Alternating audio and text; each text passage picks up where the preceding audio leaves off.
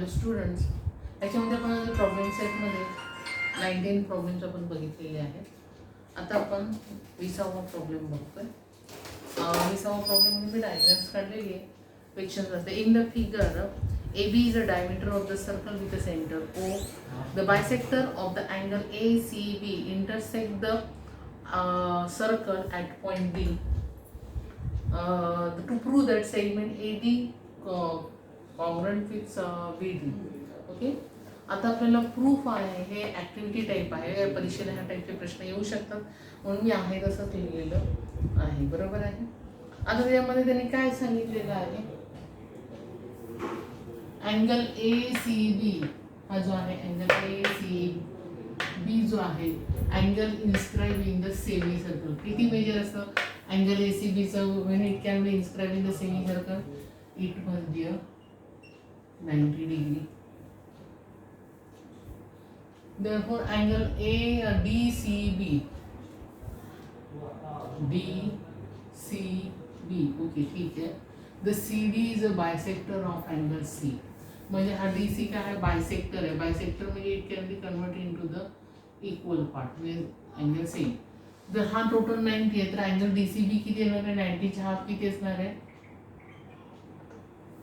45 degree असणार आहे. Also the measure of arc DB is equal to measure of arc DB हा किती असणार आहे? आता ह्या ज्या अँगल आहे त्यांनी इंटरसेप्ट केला, हा आहे आपला 45 डिग्री, हा 45 डिग्री. मग त्यांनी इन्स्क्राईब केलेला हा इन्स्क्राईब कशामध्ये? त्याच्यामध्ये सेमी सर्कलमध्ये इन्स्क्राईब आहे.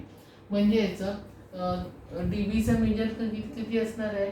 ह्याच्याबरोबर किती असणार आहे? ट्वाइस असणार. त्यामुळे हा 45 म्हणजे अँगल DB किती येणार आहे?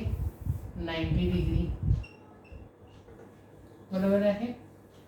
आता अँगल DOB, मग हा जर आर्क जर 90 डिग्री असेल तर हा सेंट्रल अँगल पण किती असणार आहे? Naturally definition of measure of arc 90 degree असणार आहे. बरोबर आहे. त्यामुळे segment OA is equal to segment OB काय? The radius of same circle.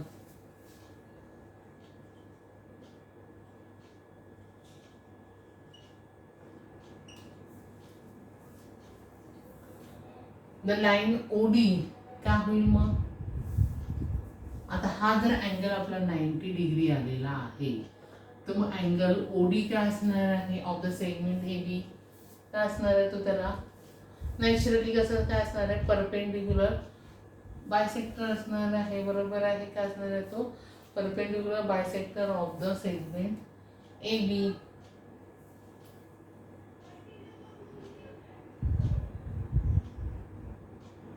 Dev segment AD congruent with segment BD.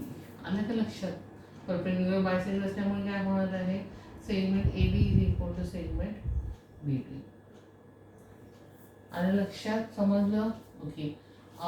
ते अशामध्ये 3 मार्काला विचारलं जाऊ शकतं. आपण नेक्स्ट प्रॉब्लेम बघतोय.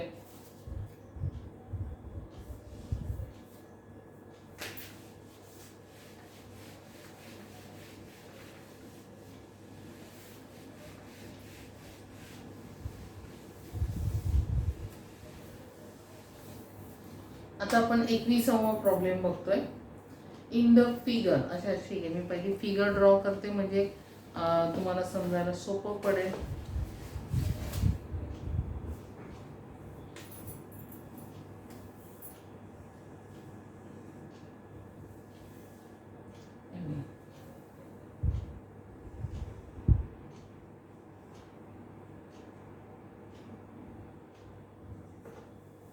सेंटर आहे आणि OL.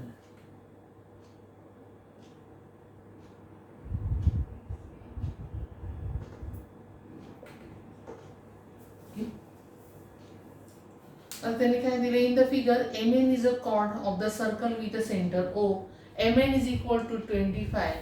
The L is a point on the chord MN such that ML is equal to 9. Distance of OL is equal to 5. Find the radius of the circle. आता आपल्याला जाऊया. आता हे किती दिलेलं आहे आपलं, O L is equal to 9 दिलेलं आहे आणि हे टोटल डिस्टन्स तरी किती दिलेलं आहे, 25 दिलेलं आहे आणि ओ एल किती दिलेलं आहे, 5 दिलेलं आहे.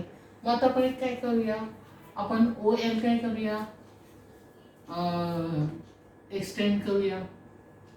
मग ओ एल एक्सटेंड केला आपण, ह्याला नाव समजा मी दिलं बी आणि ह्याला नाव दिलं मी ए. ओके. आता त्यांनी काय सांगितलेलं आहे, to find the radius of the circle.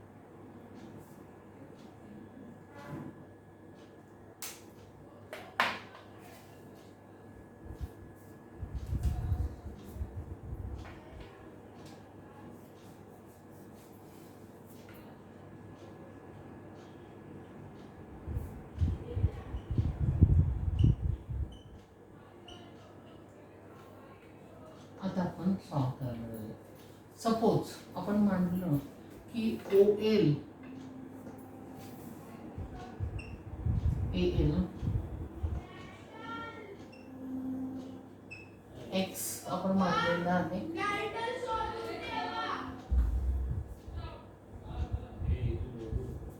आता आपल्याला माहिती आहे की M N is equal to 25 आणि त्यातलं एम एल किती आहे, 9 आहे. You know that is M N कसं तरी झाला, M N is equal to M L plus M N, M L plus M L म्हणजे एम एन आहे 25, एम एल आपल्याला माहिती आहे 9 प्लस एम एन काढायचं आहे. therefore L N is equal to 25 minus 9 किती येणार, 16. म्हणजे आता हे किती आलेलं आहे आपलं, 16 आलेलं आहे. बरोबर आहे. आता आपण ए एल किती मानलेला, एक्स मानलेला आहे. बरोबर आहे. मग रेडियस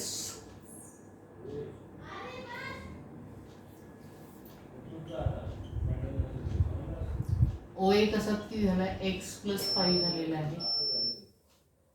बरोबर आहे. ओ ए किती झालं, एक्स प्लस 5 म्हणजेच ओ बी पण किती असणार आहे, एक्स प्लस 5 असणार आहे. मात्र आपल्याला जर एल बी जर काढायचं असेल तर कसा होईल, L O plus O B. L O किती आहे आपला 5 आणि ओ बी किती आहे, x plus 5 means x plus 10 झालेला आहे. बरोबर आहे. आता तुम्ही जर नीट ऑब्झर्व केलं, जर कॉर्ड ए बी आणि एम एन जो आहे intersect the circle internally by the internal division of the chord. आपली प्रॉपर्टी झालेली आहे by theorem of the internal division of the chord. म्हणजे आपला हा जो chord A B and M N intersect the circle, intersect each other internally at point L.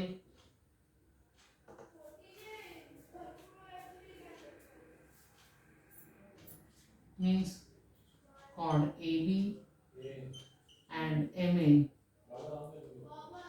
intersect at point L. बरोबर आहे, inside the circle. Therefore आपलं मग आधी एक प्रॉपर्टी झाली होती by the internal division, by the theorem of the internal division of the cord.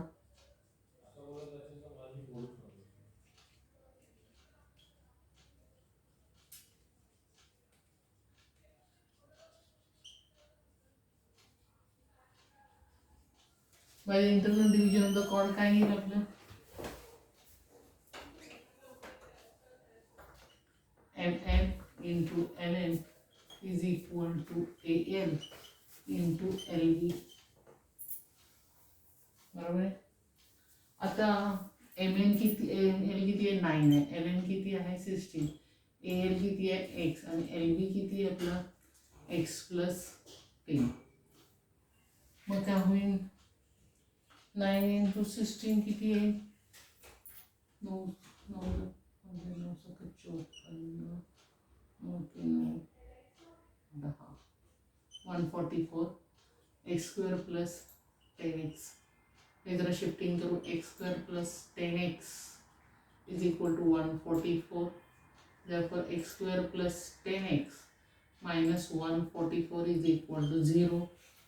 Quadratic equation तयार झालेलं आहे. मग आपल्याला 144चे असे फॅक्टर काढायचे की ज्याचं सबट्रॅक्शन 10 येईल.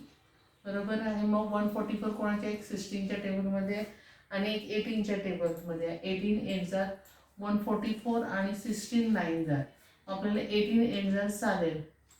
बरोबर आहे. म्हणजे फॅक्टर्स काय येतील, x square plus 18x minus 8x minus 144 is equal to 0. Therefore x common, x plus 18 minus 8 common, x plus 18 is equal to 0. Okay. So therefore काय इथे करते मी. Therefore x plus 18 x minus 8 is equal to 0. Therefore x plus 18 is equal to 0 or x minus 8 is equal to 0. Therefore x is equal to minus 18 आणि x is equal to plus 8.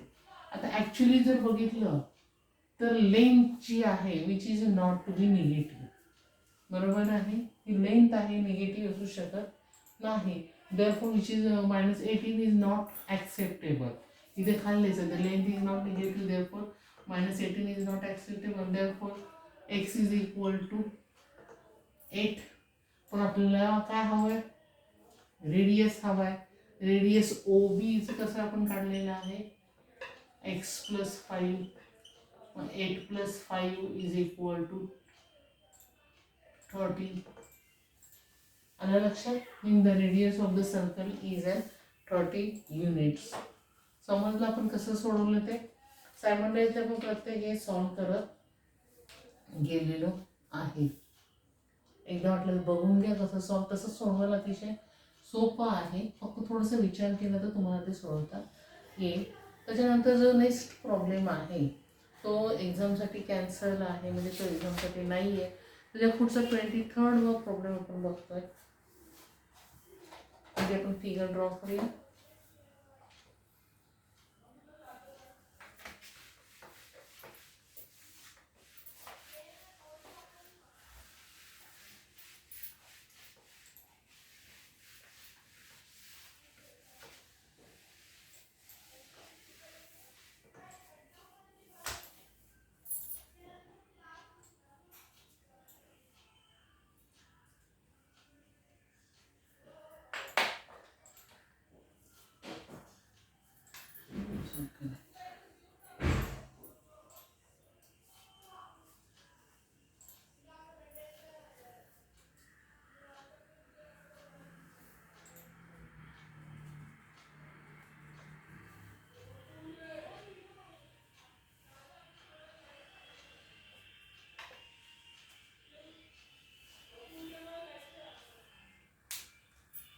Sorry.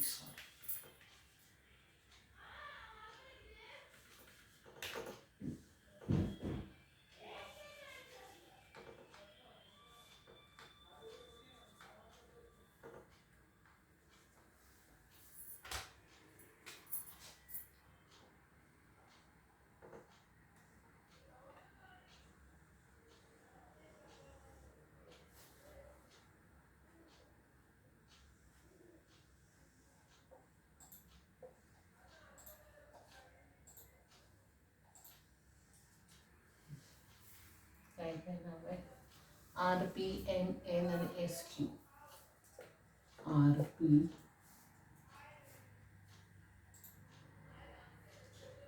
M N आणि S Q. Okay. ड्रॅगन रन. आता in the two circles intersect at point M and N.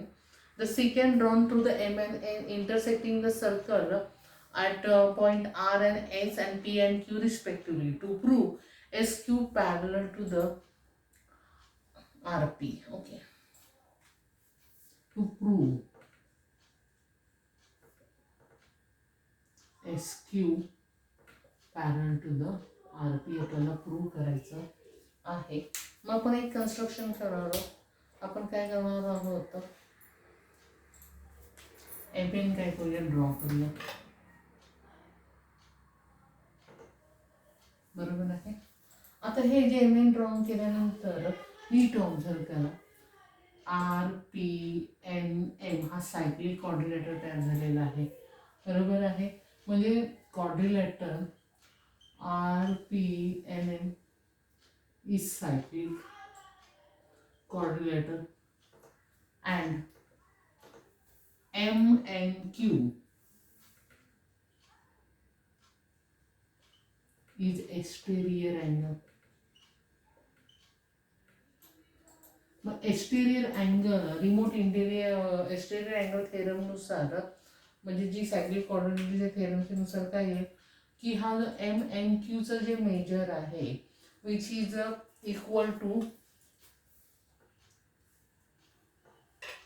this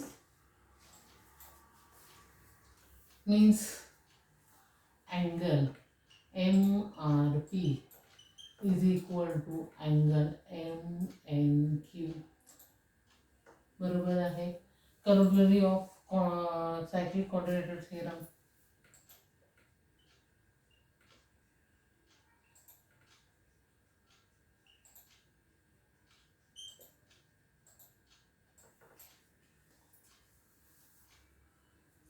बरोबर आहे. Also quadrilateral MNQS is also cyclic quadrilateral, means quadrilateral MNQS is cyclic quadrilateral. मग बायसायक्लिक quadrilateral थेरमनुसार काय आहे angle MNQ plus angle MSQ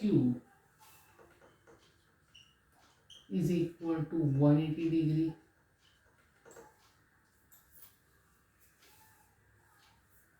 बरोबर आहे.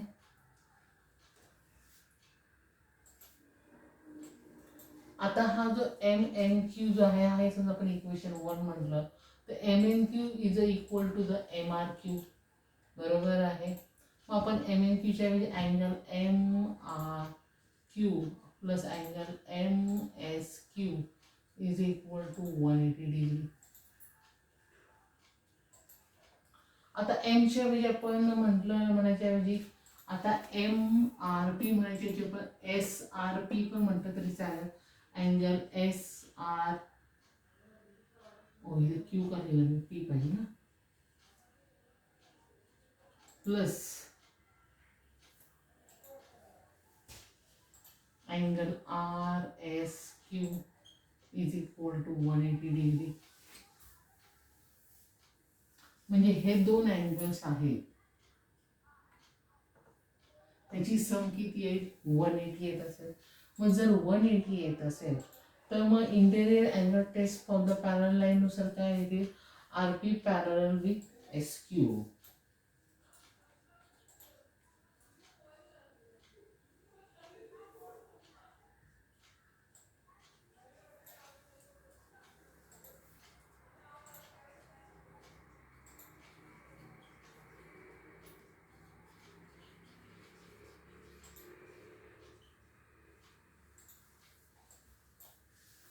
आलं लक्षात कसं सोडवलं ते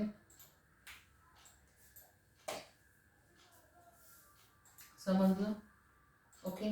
मग आता हे जे आपण सोडवलेलं आहे हे सगळं तुम्ही पुन्हा एकदा प्रॉब्लेम सॉल्व्ह करायचे काही शंका असेल तर मला विचारा. थँक्यू.